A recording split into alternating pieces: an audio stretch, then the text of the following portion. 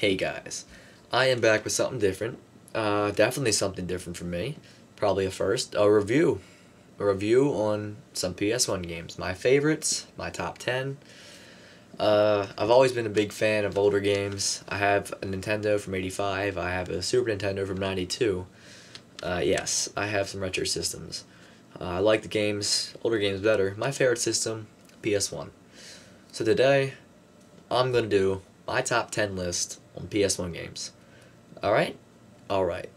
Keep a note, this is my top 10 list, not the top 10 list. So this is what I like, not what everyone else likes, this is what I like. And I'm sure you guys will agree on most of my titles in here, that they were great games.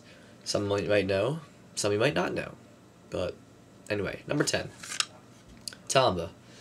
This is a fairly rare game. You play as Tommba right here, the guy with the pink hair. Yes, pink hair, right? They say goofy games make good games, and they're right on this one. This game has hours and hours of side quests that you could play, and it took forever to beat this game. It takes forever. It's so much fun though. You can get a couple friends, sit down, go back and forth with Tommba. It's one player, but you can go back and forth. It sells for relatively high on eBay. I've seen as high as $70. I've seen as low as 40 maybe. Not much lower though. Anyway, if you see it, rent it. You can't rent PS1 games anymore. Forget that. Buy it. It's a great game. Number 9. Tekken. Oh boy, Tekken. That's right. I chose the first one for a reason. Because I like Tekken. I like Moto Combat. I like all those fighting games. The earlier fighting games. Virtual Fighter. You know. They're great games. But I chose Tekken for a reason. This game is hard. It's really hard. You go in easy mode, you said, oh, easy, right? I'll whip through the career like nothing. I'll be unlocking characters left and right. Think again. The characters are amazing. They're designed great. You got Jin Kazama and all that. Yeah. That's Kazaya. I'm sorry. That's Kazaya Kazama. What a name, by the way. Or maybe Kazaya Mishima, whatever. Forget it. Anyway, this is one of my favorite games. Fighting games, Tekken, go for it. Number 8, Crash Bandicoot. Who doesn't love Crash Bandicoot? Everyone loves Crash Bandicoot. What is a Bandicoot? I don't know, but we love him. So anyhow, Crash Bandicoot, greatest platformer games ever created. One of them. Definitely one of the best. One of my favorite. You go through plenty of stages trying to beat Cortex. You eventually beat Cortex. You know how it is. Good prevails over evil, always in games. Anyhow, here we go. Crash Bandicoot, number 8. Number 7, Final Fantasy 7. Okay, you're gonna hate on me right now, right? Oh my god, he put Final Fantasy 7 at number 7. And no, that's just not for rank's sake, saying 7 for 7. No. That's just because this game is good, right? I love everything about this game. I love Sephiroth, Cloud, Barret. Every single character in this game is amazing. And the storyline was even better. But over time, everyone was talking about this game back when it came out in, I think, 97. Yes, 97.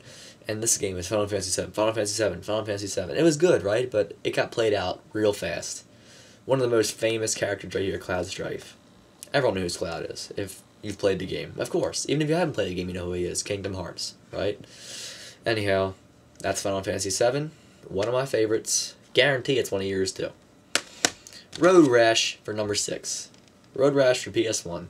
Soundtrack was amazing. We had Soundgarden in here. We had 5 stages to go through. All had their own unique track. You could beat the opponents with weapons and knock them off their bikes. That was something new for a racing game, right? It was awesome. It was awesome. This game came out in '96, and it was probably one of my favorite games back then, and today it still is one of my favorite games. As you can see, it's in my top 10 list. Anyhow, Road Rash, the motorcycle combat game, for number 6. Number 5, Medieval.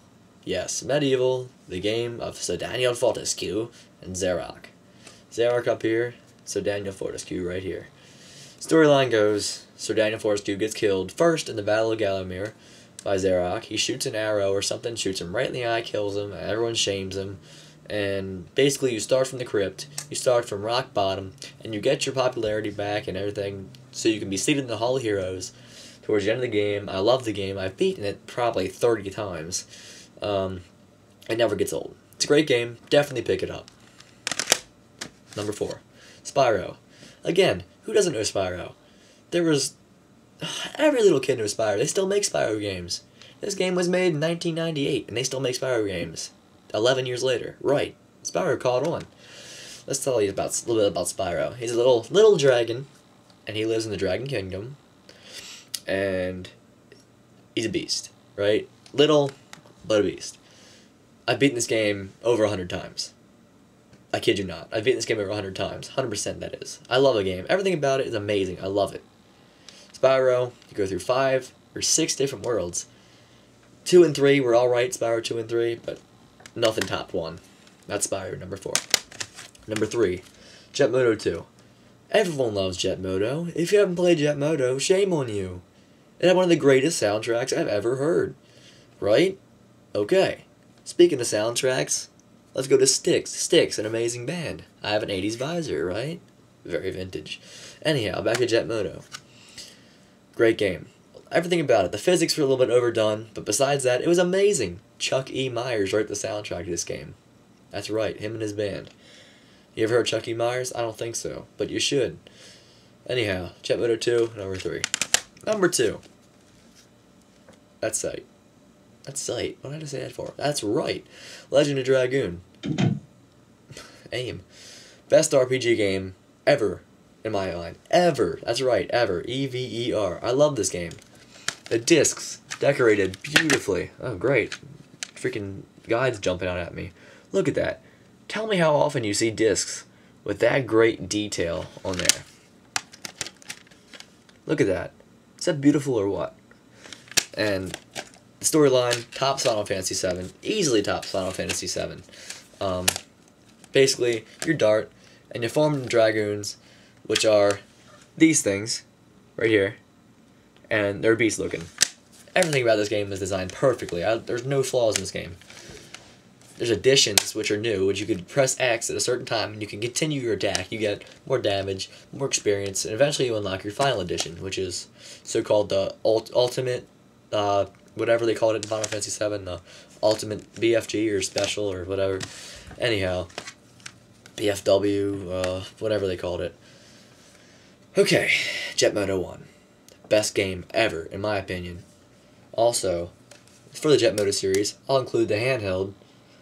I love Jet Moto. Jet Moto, Jet Moto, Jet Moto. I love Jet Moto. The handheld, relatively rare. If you see it, pick it up, because it's awesome. And it's not what you think it is. It's like black and white graphics, but it's a great collector's item. I'm a Jet Moto nut. I love this game. I can beat this game on Master. Yeah. Not to brag, just being real. I've beaten this game so much. I play it every day. It never gets old for me. I love this game. Chuck E. Myers again wrote the soundtrack to this game. I've talked to the man. I've commented on how great this game soundtrack was. You'll never beat it. Go on YouTube and search Jet Moto soundtrack. Tell me what you think. That's amazing, right? Okay, anyhow. Again, Styx. Amazing music. Amazing music. Styx was not in Jet Moto, but I just like Styx anyhow. Let it go, guys. Okay, anyway, here we go. Jet Moto, number 1, and that concludes my top 10 for PS1 games. Thanks for watching, and as you know, I'm Matt. See you guys.